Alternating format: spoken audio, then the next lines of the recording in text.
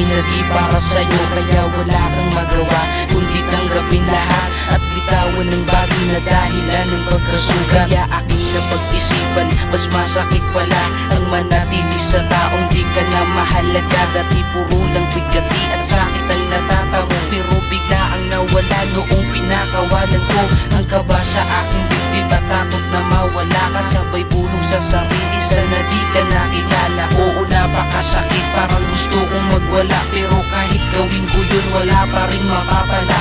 Ang pilitin ang pag-ibig na di dapat sa kanya ay parang pinilitin kasangit kahit di mo kaya. Sana nun alam ko na ganito ang mangyayari, sana di na ko umibig para puso'y tinahati.